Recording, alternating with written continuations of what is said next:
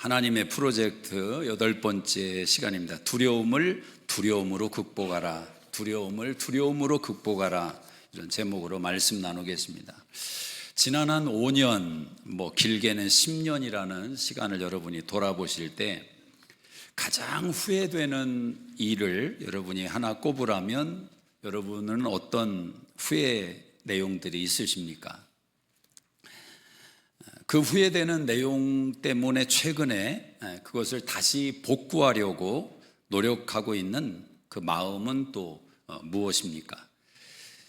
어떤 면에서 무너짐이 보이고 그로 인해 마음 아픈 내용들이 우리 인생 가운데 있습니다. 어떤 분들은 관계성이 무너져서 힘들어하는, 부부 사이의 대화가 사라지고 대화만 하면 부딪히고 더 싸우게 되는 무너짐을 경험을 합니다. 성벽을, 그 무너짐을 재건해 보려고 하지만 노력하면 노력할수록 더 힘들어지는 그런 경험을 합니다. 자녀와의 관계도 갈수록 더 멀어지는 것 같고 아예 대화를 단절하고 살아가는 관계성을 회복해 보려고 하지만 어디서부터 어떻게 해야 될지 전혀 답이 없는 그런 어려움도 있습니다. 건강이 무너져 내려 두려움을 느낄 수도 있습니다. 건강했던 지난날의 사진들을 바라보면서 현실의 무너짐이 안타까워서 마음 졸이는 그런 경우도 있습니다. 신앙생활의 경건이 무너져 내린 것을 깨달아서 내가 너무 하나님에게 멀어져 있구나, 세상의 유흥과 오락에 너무 많이 마음을 빼앗겨 버린 자신을 발견하고 노력해 보려고 하지만 모든 것이 힘들게 느껴지는 성도도 있을 수 있습니다. 성벽을 재건한다라는 것은 벽돌 한 장 한 장을 올려가는 과정입니다. 오래 걸리죠.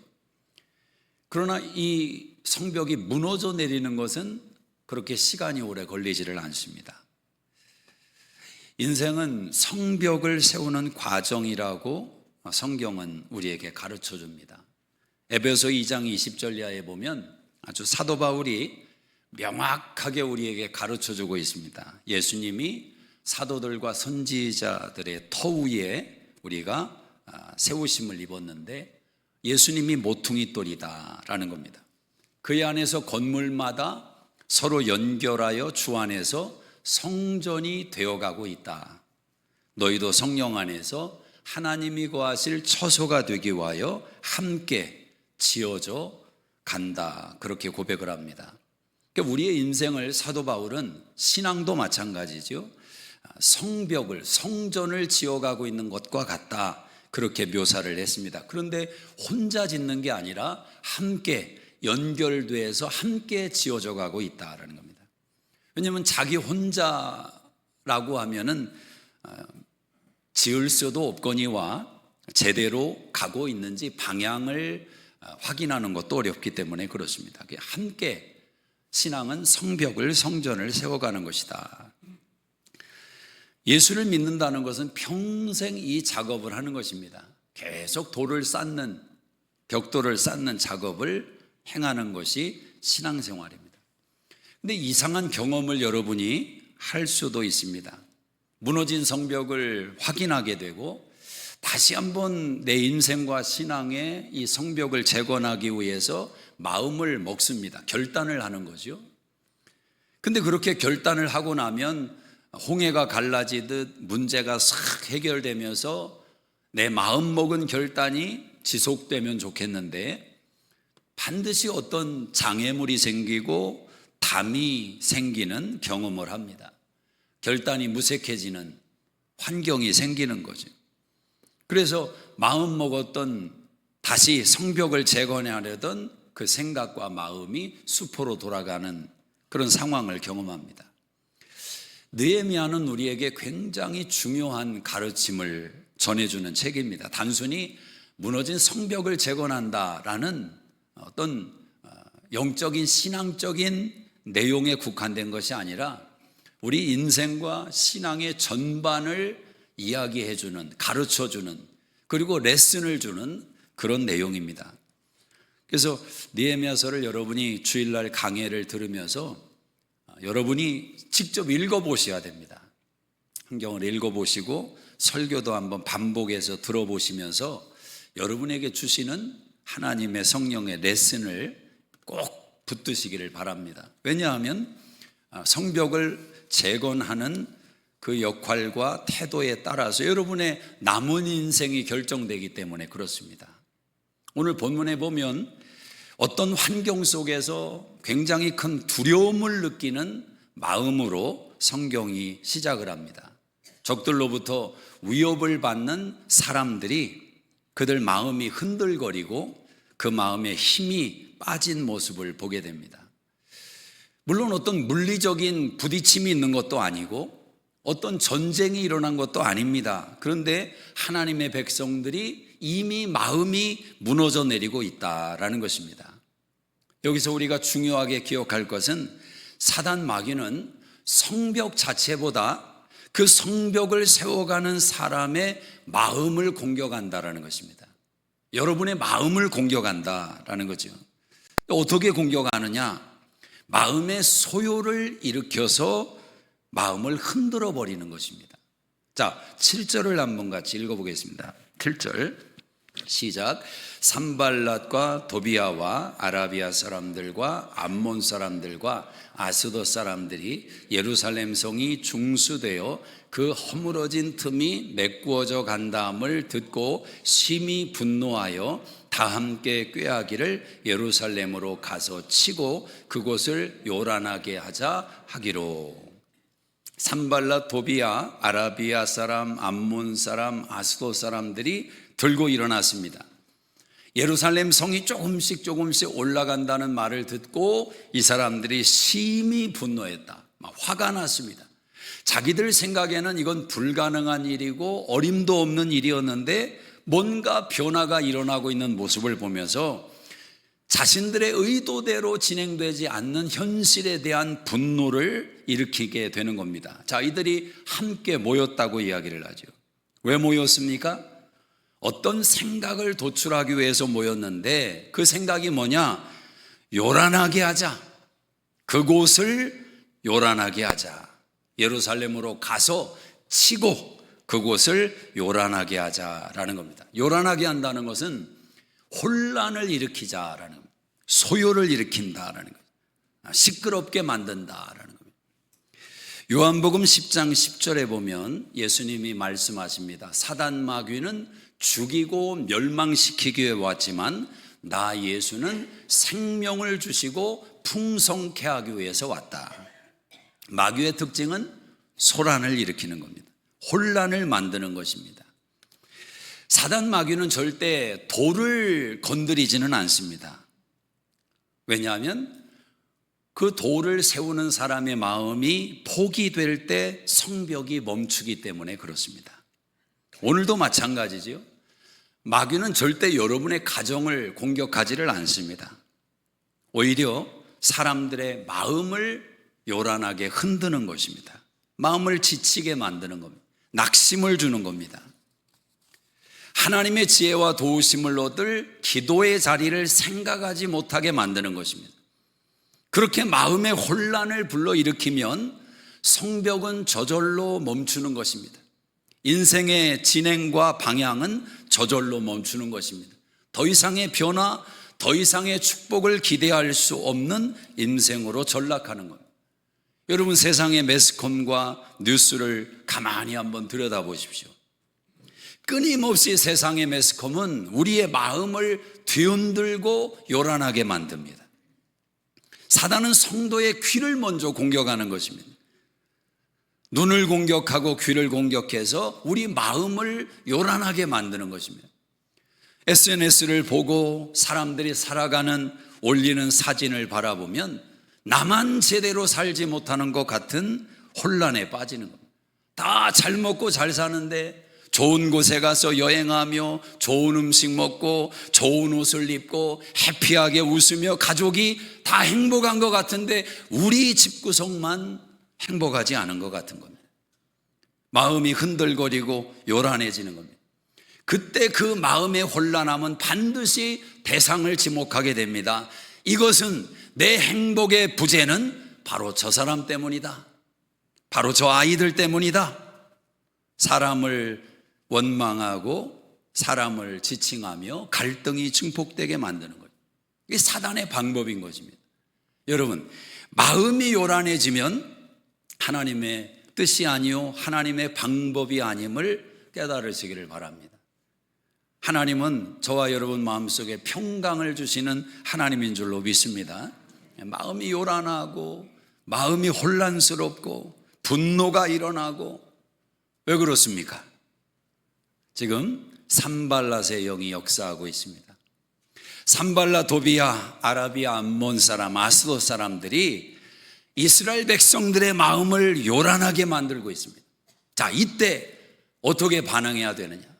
갑자기 아무 일도 없는데 마음이 툭 떨어진 것 같고 마음에 혼란이 생기고 마음이 심란해질 때 여러분은 뭘 하십니까? 한 잔 나가서 걸쳐 드십니까? 마음이 혼란스러울 때 뭐를 하십니까? 자, 느헤미야는 이렇게 했더라고요. 9절을 한번 보십시다. 9절 시작. 우리가 우리 하나님께 기도하며 그들로 말미암아 파수꾼을 두어 주야로 방비하는데. 자, 느헤미야는 기도로 옮겨갔다라는 거예요. 우리가 우리 하나님께 기도하여 마음이 혼란해지고 마음이 소란해지고 마음이 불편해질 때 기도의 자리로 나가는 것이 하나님의 방법이요 성도의 자세다. 왜? 하나님은 마음을 흔드는 분이 아니고 요란케 하는 분이 아니기 때문에 사단 마귀의 놀이터에서 벗어나 하나님의 품 안으로 들어가야 된다라는, 거기에 평안이 있기 때문에 그렇습니다. 기도가 능력입니다. 영적 싸움의 무기는 기도밖에 없습니다. 기도가 신앙의 액세서리가 되면 안 됩니다. 기도가 나의 무기가 되어야 됩니다. 마음을 지키는 힘이 어디에서 나옵니까? 마음이라고 하는 것은 돈으로 해결되지 않습니다. 그러면 세상에 돈 가장 많은 사람들이 가장 행복하고 가장 평안하고 가장 인생이 복되어야 되는 것 아니겠습니까? 돈으로 해결할 수 있는 부분은 행복해 보이겠지만 가만히 보십시오. 세상에서 돈이 가장 많다고 하는 부자들 넘버 1, 2, 3가 다 이혼하게 되고 삶이 얼마나 이런저런 구설수가 많습니까? 돈으로 해결할 수 있는 부분들은 해결하며 살아가는 듯해 보이지만 마음은 해결이 안 되는 겁니다. 관계성은 해결이 안 되는 겁니다. 기도가 우리 마음을 하나님께 연결시키는 통로가 되는 것입니다. 하나님의 평강으로 우리 마음을 채워주시는 겁니다. 두려움이 오면 기도의 자리로, 영적 습관이 돼야 돼요. 두려운 생각이 들면 기도의 자리로, 마음이 불안해지면 걱정이 밀려오면 기도의 자리로 더 기도하는 겁니다. 두려움의 크기만큼 기도의 분량을 채우는 겁니다. 마음이 요란해지는 만큼 기도의 분량을 채우는 겁니다. 진짜 전쟁은 언제나 우리 마음속에 있기 때문에 그렇습니다.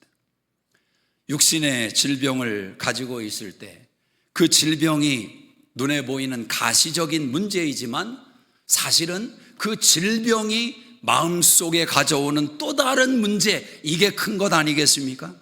경제적인 문제가 눈에 보이는 현실이지만 그 경제적인 문제가 내 마음의 문제를 만들어내는 것이 진짜 문제 아니겠습니까? 인생에 문제 없는 사람이 어디 있고 문제 없는 가정이 어디에 있겠습니까? 그 문제를 어떻게 해석하고 어떻게 싸워가며 헤쳐가느냐, 이 싸움이 중요한 거지. 이 마음의 전쟁이 중요한 거예요. 여기 있는 홍 목사도 늘 전쟁입니다. 영적인 전쟁도 있겠지만 제 개인적인 연약함으로 인해서 늘 전쟁입니다. 눈에 지금 설교하면서도 늘 설교할 때뿐만 아니라 대화할 때 항상 저는 왼쪽 눈과 안면 이 마비로 인해서 늘 전쟁입니다. 요즘은 많이 좋아져서 전쟁에서 이제 승리의 날이 고지가 보이는 상황에 들어 있습니다. 어떤 때는 막 돌아갑니다, 입이. 그래서 제가 영상도 찍어놨어요. 나중에 성도님들 보여드리려고. 불안합니다. 마음에 두려움이 막 밀려오고, 어떤 때는 설교 시작하는데 너무 마비를 느끼니까요. 그럼 이거 설교하다가 이거 돌아가면 큰일인데, 설교 원고 생각하랴, 한쪽에서는 그 생각하랴, 싸움이 진행이 됩니다.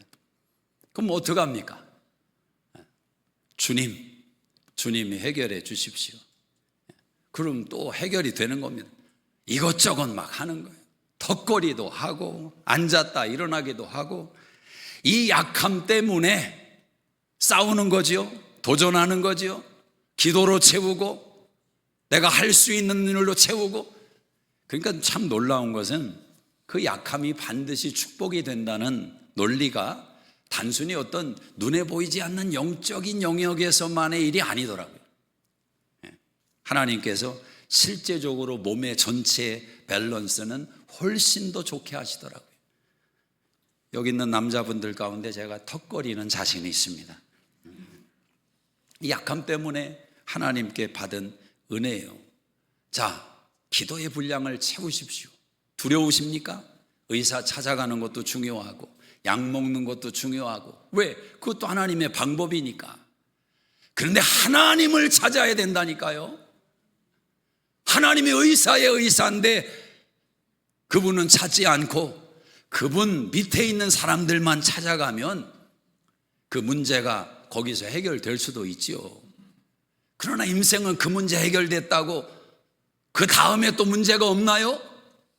그러니 어쩔 수 없이 우리는 하나님을 의지할 수밖에 없는 인생들인 줄로 믿습니다. 그러니 빨리 집 주소를 제대로 확인하고 찾아가셔야 됩니다.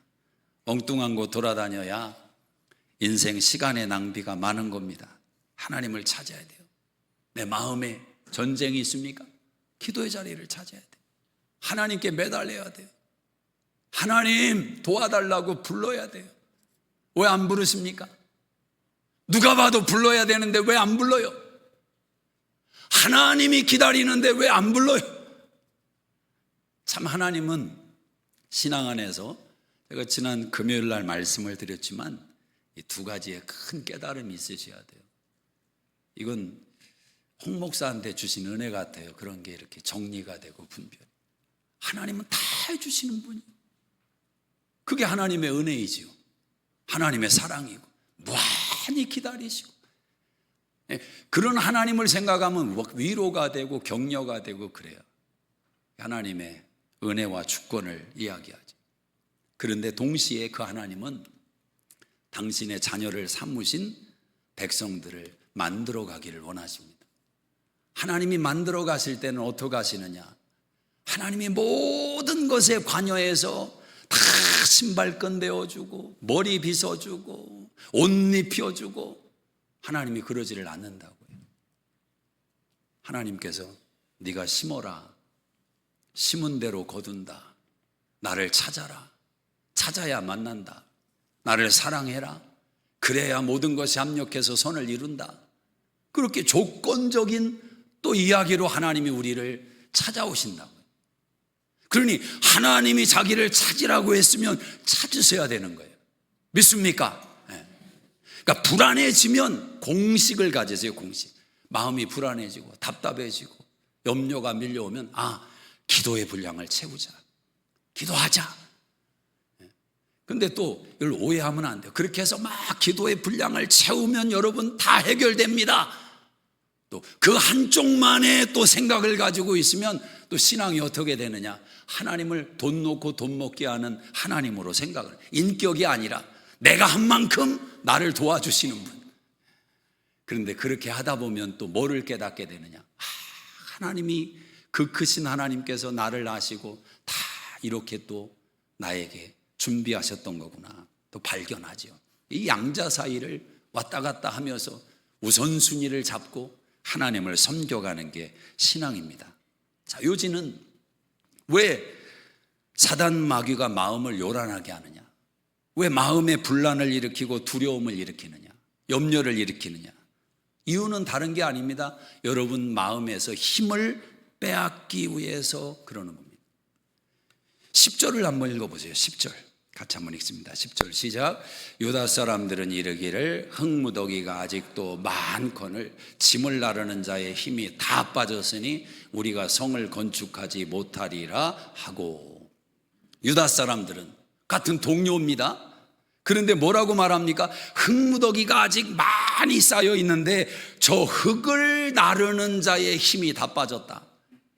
아니 저걸 날라야 벽돌을 만들고 벽돌을 만들어야 성을 쌓아가고 일이 진행될 텐데 출발부터 힘이 빠져버렸다는 겁니다. 이제 끝났다는 거죠. 더 못한다는 겁니다. 힘이 다 빠졌다. 사단은 성도의 마음을 이렇게 붙들고 힘을 빼는 것입니다. 마음에 힘이 빠지면 인생은 끝난 겁니다. 마음에 힘이 빠졌는데 풍선처럼 훅 빠져버렸는데 바퀴가 푹 빠져버렸는데 굴러가겠습니까?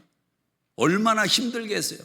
바퀴에 바람이 담겨 있어야 술술술술 자전거가 굴러가고 바퀴가 굴러가는데 다 빠져버리면 덜커덩 걸리기만 합니다. 인생이 피곤하다고.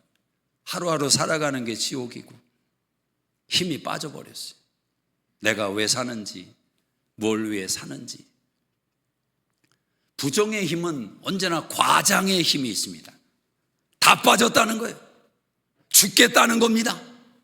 끝났대요. 그런데 여러분, 이와 같은 표현이 많아지는 이유는 사단의 요란함의 마음을 빼앗겼기 때문에 그렇습니다. 마음에 힘이 있으면 말이 바뀌어요. 사람이. 아직 기회가 있습니다. 다 해결됐습니다. 괜찮습니다. 좋습니다. 담을 뛰어넘는 힘이 있어요. 근데 마음이 힘이 빠지면 힘을 가지고 있는데도 자기 힘이 느껴지지를 않아요. 아직도 그들은 성을 쌓고 있습니다. 근데 마음을 포기해버리는 겁니다. 사단의 전략이지. 사단은 직접 성을 허물지를 않습니다. 성도의 마음을 공격해서 더 이상 쌓아가지 못하게 만들어버리는 겁니다. 지치게 만드는 겁니다.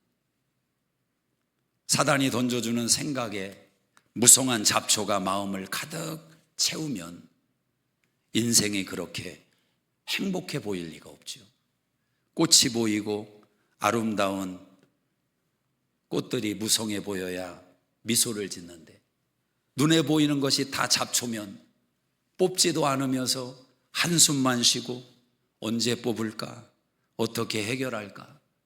이 무거운 짐 속의 인생을 끌고 가는 겁니다. 마음에 힘이 빠졌어요. 지친 사람은 하나님께 갈 수가 없습니다.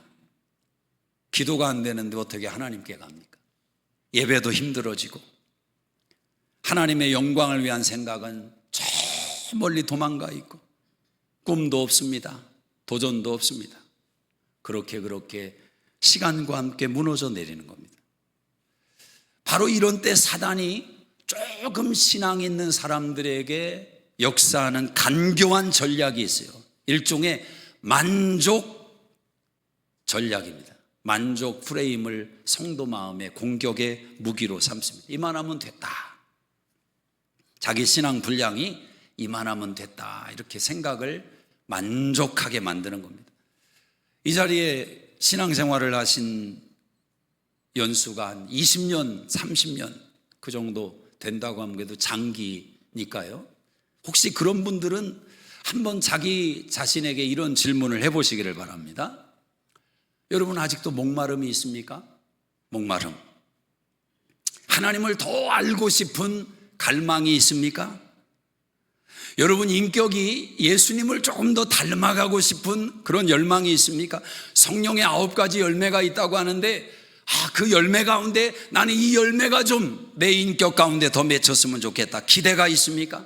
하나님 나라에 상급이 있다고 하는데 그 상급이 기대가 되십니까? 우리는 턱없이 부족한 자신을 깨닫지 못할 때가 너무 많습니다. 눈먼 것을 알지 못하고 벌거벗은 것을 깨닫지를 못합니다. 만족, 거짓된 만족. 만족이 중요하다는 것을 누가 모릅니까? 저는 만족하며 살기를 원하는 목사입니다. 만족은 중요한 거예요. 그런데 거짓된 만족을 벗어나야 된다는 거예요. 사도 바울이 자족하는 법을 배웠다고 고백을 합니다. 나는 어떤 형편과 어떤 상황에 놓여도 자족하는 법을 배워서 만족할 수 있다라는 겁니다. 만족이 뭡니까? 만족은 얼마를 가졌느냐가 아닙니다. 만족은 마음이 충분하다고 느끼는 상태예요. 그러니까 만족은 소유의 결과가 아닙니다. 만족은 관계성의 결과입니다. 관계성. 시편 23편 1절에 여호와는 나의 목자시니 내게 부족함이 없습니다. 만족한 거예요. 하나님이 나의 목자가 되니까 만족하다고 고백을 합니다. 그 신앙 안에서 만족은 중요한 거예요. 중요한 겁니다.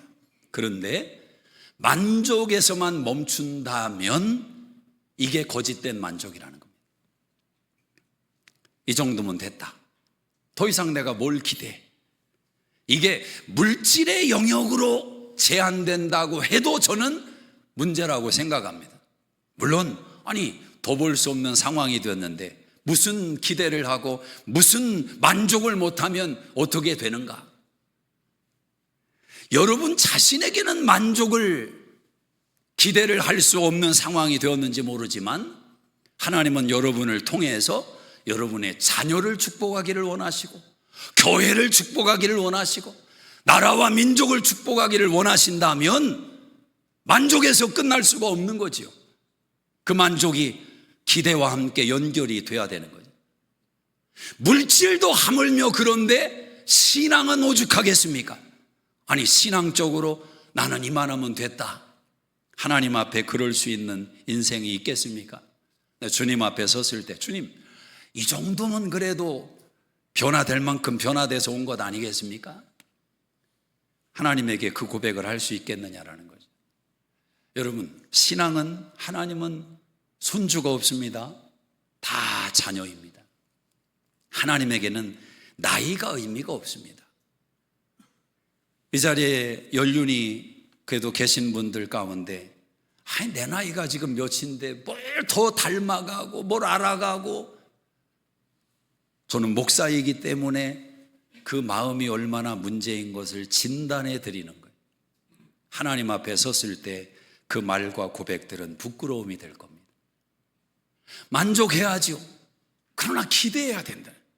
하나님 나라와 영광을 위한 기대가 있어야 돼. 사도 바울도 나는 모든 것에 자족하는 법을 배웠습니다. 그런 고백을 하지만 동시에 사도 바울이 어떤 고백을 합니까? 나는 잡은 줄로 여기지 않고 앞에 있는 것을 잡으려고 달려갑니다. 표대를 향해서 달려갑니다. 부름의 상을 위하여 달려갑니다. 사도 바울은 만족하지만 거룩한 기대감이 있었던 사람이에요. 변화되기를 원했던 사람이에요.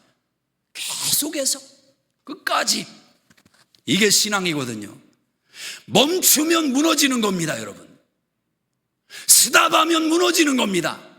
절대로 내가 자란 그 중심까지 거기서 머물러 있는 수준은 없는 겁니다. 거기에 잡초가 끼고 거기에 벌레가 끼고 황폐해지고. 그래서 신앙은 주님 앞에서는 그날까지 계속 벽돌을 올려놓는 거예요. 계속 잡초를 뽑아야 돼요. 돌봐야 돼요. 여러분 인생의 성을 세워가셔야 된다라는 거죠. 하나님 나라와 영광을 위해서 왜 꿈을 꾸지 않으십니까? 왜 속살이 만족을 하십니까?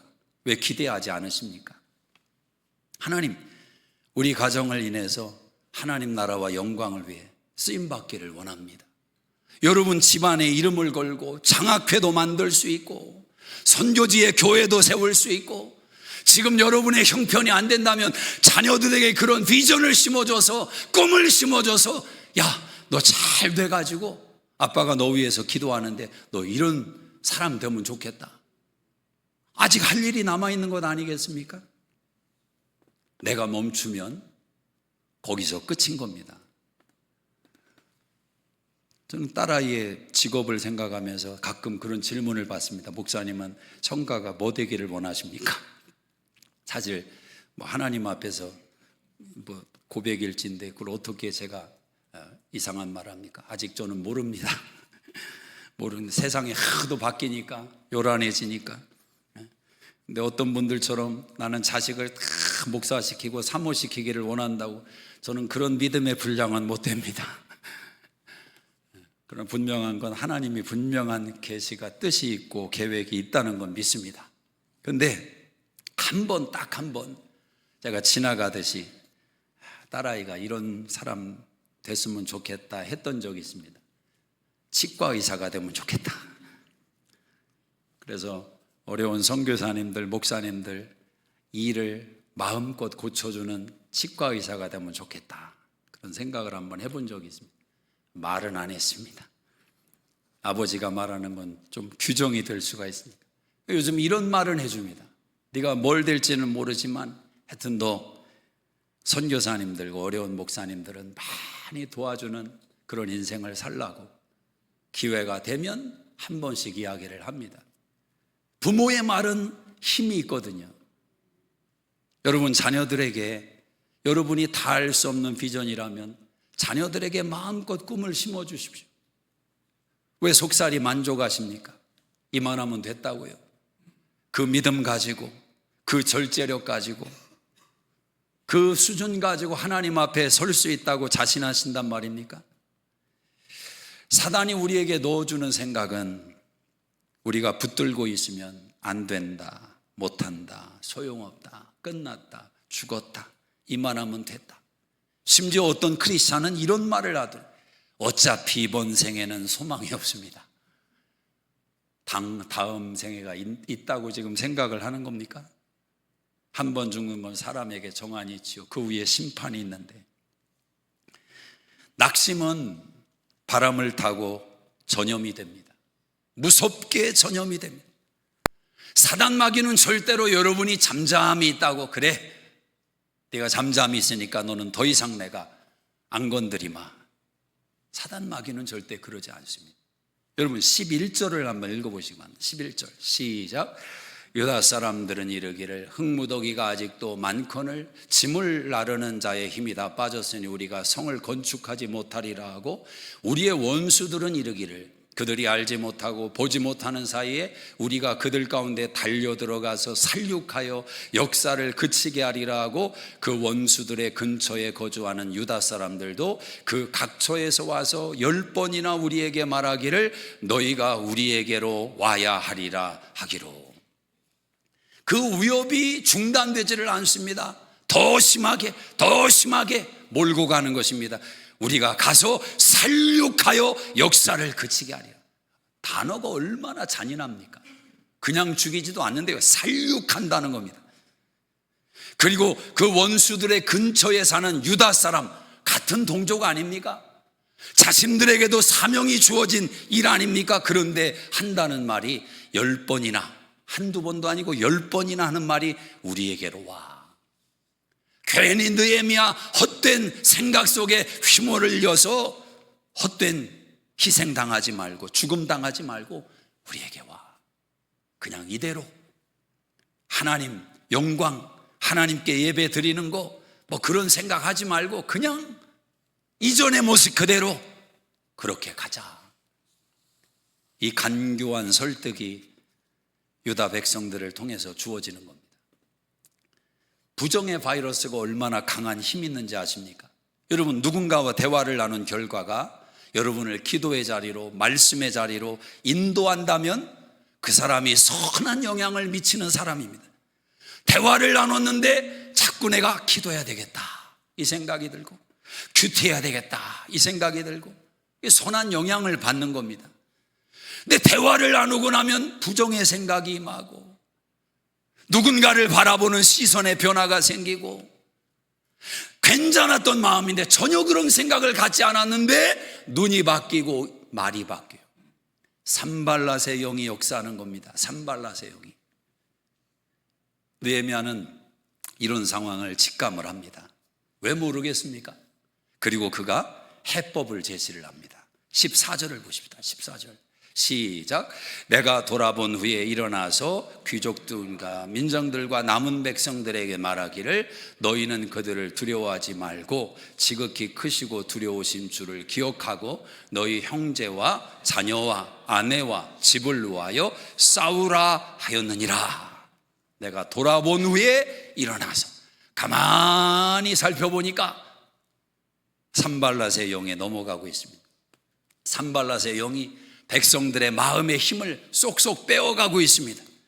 느헤미야가 말합니다. 싸워라! 일어나서 싸워라. 너희 형제와 자녀와 아내와 집을 위하여 싸우라. 근데 여기 좀 흥미로운 점이 있습니다. 뭐가 흥미롭냐면 느헤미야가 이렇게 말을 하지 않습니다. 하나님을 위하여 싸우라. 하나님의 성벽을 위하여 싸우라. 이런 거시적인 이야기를 하지 않고 네 자녀와 형제와 아내와 집을 위하여 싸워라. 저는 가만히 묵상을 해보니까 여기에 하나님의 깊은 사랑이 담겨 있더라고요. 사랑이. 여러분, 하나님이 사실 우리가 하나님을 위해서 싸울 게 뭐가 있습니까? 인생이. 하나님이 우리를 위해 싸우는 거지. 아니 감히 천지만물의 주인이신 하나님을 위해서 우리가 뭘 할 수 있겠다고. 하나님이 우리를 위해 싸우는 거죠. 그런데 하나님은 당신이 허락하신 대상들을 붙여주신 사람들을 위해서 싸우라는 거예요. 당신이 맡겨준 그 일을 위해서 싸우라는 거예요. 이 자리에 계신 아버지들이요, 당신의 자녀들을 위해서 하나님이 싸우라고 말씀합니다. 아내를 위해서 일어나 싸우라고 말씀합니다. 싸우고 계십니까? 어떻게 싸우냐? 13절을 읽어보세요. 13절 시작. 성벽 뒤에 낮고 넓은 곳에 백성이 그들의 종족을 따라 칼과 창과 활을 가지고 서 있게 하고. 칼이 있느냐라니, 창이 있느냐, 활이 있느냐? 칼과 창과 활을 가지고 서 있어라. 전쟁이다, 전쟁이다, 싸워라. 근데 여기 중요한 영적 레슨이 있습니다. 칼을 들고 창을 들고 활을 들게 한 것은 지금 전쟁하라 이야기가 아닙니다. 지금 사람 죽여라 이야기가 아닙니다. 그렇게 준비했기 때문에 싸울 일이 생겨도 너희 마음이 무너지지 않는다, 그 이야기를 하는 거예요. 가만히 보면 문제가 생겨야 꼭 기도를 해요. 문제가 터져야 기도한, 관계성의 유리가 금이 가기 시작해야 기도를 해. 금 가고 나면 그거 붙이는 거 어렵습니다. 회복이 어렵습니다. 다 잃어버리고 나서야 주님을 찾아요. 한 생애를 살아가며 크고 작은 과정에서 우리가 영적 레슨을 받아야 되는데, 제가 기도에 대해서 가르칠 때 이런 표현을 자주 씁니다. 평안할 때 기도해라. 따라하십니다. 평안할 때 기도해라. 그 말이 이 말입니다. 기도의 칼을 가지고 서 있어라. 기도의 활을 가지고, 기도의 창을 가지고 서 있어라. 그래야 어려운 일이 불어닥치고 힘든 일이 불어닥칠 때 쓰러지지 않는다. 기도의 칼이 있어야 그 헤쳐나갈 수 있는 힘이 있다. 너희 자녀를 위해 싸워라. 아버지가 칼이 없는데 자녀를 어떻게 지킵니까? 활이 없는데 달려오는 원수를 어떻게 제압합니까? 아니 칼과 창이 없이 뭘 가지고 싸운다는 거예요? 돈이 있습니다. 그 돈은 자녀를 더 망칠 수가 있지 싸울 수 있는 무기가 아닌 것을 알지 않습니까? 왜 가정을 안 지키십니까? 여러분의 아내를 왜 안 지키십니까? 헛짓한다니까요. 남자들이. 가만히 보세요. 저는 성경대로 말씀하는 거예요. 아내들한테 남편을 지켜라 이렇게 말씀했으면 제가 오늘 아내들에게 포커스를 둘 건데, 아무리 읽어봐도 자녀를 지켜라, 아내를 지켜라, 싸워라, 기도하라 말이에요. 아버지가 기도해야지. 아버지가 놀러 다니고 아버지가 세상 쫓아다니면 그 자녀들은 누가 지켜요? 누가? 아내들은 누가 지켜요? 그 무너져 내린 마음 누가 지켜요? 이 와이프들이 나이가 50 전후 이쪽으로 왔다 갔다 하는 가정들은 남자들 정신 바짝 차려야 됩니다. 정신 바짝 차려야 돼요. 사단이 여러분 아내들의 그 연약한 마음의 시기, 시즌을 틈타서 아내 마음을 한번 휘저으면 평생 노력하고 쌓아놓은 거 한순간에 다 무너지는 거예요. 지키지 않으면, 칼과 창을 들고 와치하고 있었으면 금방 해결할 문제를 다 빼앗기고 난 다음에 다시 찾으려고 하면 너무 힘든 겁니다. 오늘 느헤미야가 이렇게 말을 하지요. 두려워하지 마라. 그들의 말 두려워하지 마라. 어떤 협박 두려워하지 마라.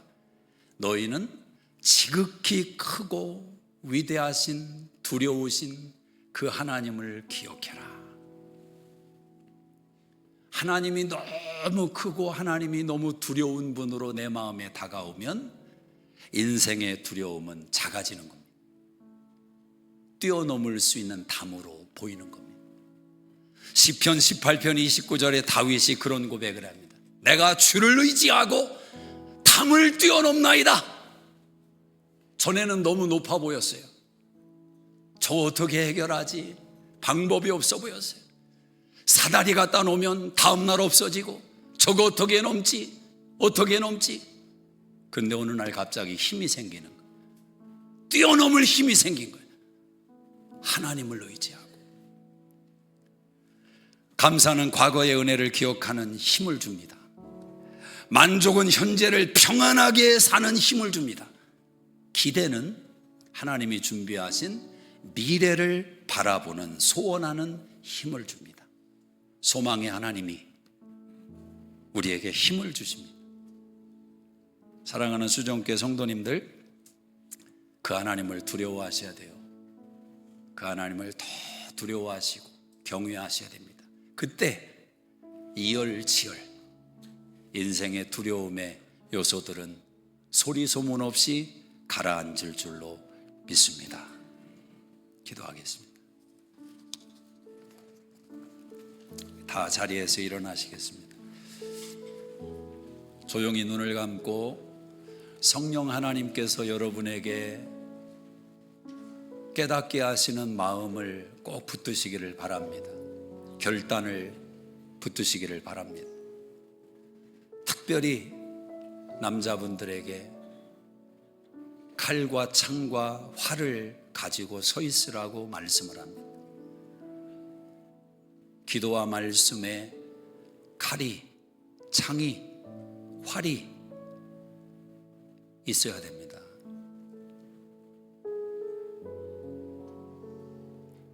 그것이 여러분 삶에 평안을 불러올 것입니다. 꼭 싸워서가 아니라, 부딪혀서가 아니라, 그렇게 서 있을 때 하나님 도우시는 힘을 의지해서 담을 뛰어넘을 수 있습니다. 하나님이 해답을 갖고 계십니다. 하나님에게 달려가십시오. 그 품 안으로 뛰어가십시오. 거기에 답이 있습니다. 하나님 아버지, 느헤미야를 통해서 우리 인생의, 가정의, 우리 삶의, 신앙의 성벽을 세워나가는 우리의 여정 속에 직면하는 도전들을 깨닫습니다. 주님, 더 복되고 아름답고 더 예수 닮은 향기로 우리 인생의 신앙의 성벽을 만들어 가기를 원하실진데 우리 마음에 힘을 더하여 주시옵소서. 눈에 보이는 담 때문에, 장애물 때문에 포기하거나 주저앉지 않도록 힘을 더하여 주시옵소서. 약하면 약한 대로, 연약하면 연약한 대로 하나님 더 의지하고 더 찾게 하셔서 주를 의지하고 담을 뛰어넘는 믿음의 자녀들로 축복해 주시옵소서. 이제는 우리 주 예수 그리스도의 은혜와 하나님 아버지의 놀라우신 사랑하심과 성령님의 감화감동 역사 충만케 하심이 이 한 주도 함께 하시기를 간절히 축원하옵나이다. 아멘.